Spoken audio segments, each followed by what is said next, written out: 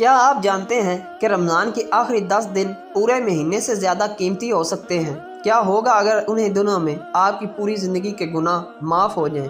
یہ وہ دن ہے جن میں نبی کریم صلی اللہ علیہ وآلہ وسلم اپنی عبادت کو کئی گنا بڑھا دیتے تھے۔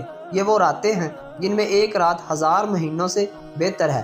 آج کی ویڈیو میں ہم جانیں گے آخری 10 دن کی فضیلت، نبی کریم صلی اللہ علیہ وسلم کا عمل، ہمیں کیا کرنا چاہیے۔ تو ویڈیو کو آخر تک ضرور دیکھیں کیونکہ شاید یہی دن آپ کی نجات کا سبب بن جائے۔ رمضان کا ہر دن قیمتی ہے، لیکن آخری 10 دن اللہ تعالیٰ کی خاص نعمتوں کا خزانہ ہے۔ نبی کریم صلی اللہ علیہ وآلہ وسلم جب آخری عشرہ شروع ہوتا تو اپنی کمر کس لیتے، راتوں کو جاگتے، اپنے گھر والوں کو بھی جگاتے۔ یہ حدیث صحیح بخاری اور مسلم میں موجود ہے۔ یہی وہ دن ہے جن میں شب قدر تلاش کی جاتی ہے۔ شب قدر ایک ایسی رات ہے جو 1000 مہینوں سے بہتر ہے۔ نبی کریم صلی اللہ علیہ وآلہ وسلم آخری 10 دنوں میں اعتکاف فرمایا کرتے تھے۔ اعتکاف کا مطلب ہے دنیا سے الگ ہو کر مکمل طور پر اللہ کی عبادت میں مشغول ہونا۔ یہ سنت ہمیں سکھاتی ہے کہ دنیاوی مصروفیات کم کریں، موبائل اور سوشل میڈیا سے دور رہیں، اللہ سے تعلق مضبوط کریں۔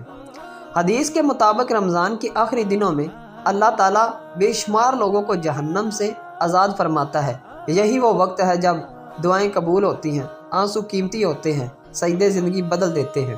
آخری 10 دنوں میں یہ اعمال ضرور کریں: قیام اللیل یعنی تہجد، قرآن کی تلاوت، استغفار اور درود شریف، شب قدر کی تلاش، تاک راتوں میں صدقہ خیرات۔ سوچیں اگر یہ آپ کا آخری رمضان ہو، اگر یہی آخری 10 دن آپ کی تقدیر بدلنے آئے ہوں، ان راتوں کو ضائع نہ کریں، اپنے رب سے مانگ لیں، رو کر مانگ لیں، کیونکہ وہ سننے والا ہے، معاف کرنے والا ہے۔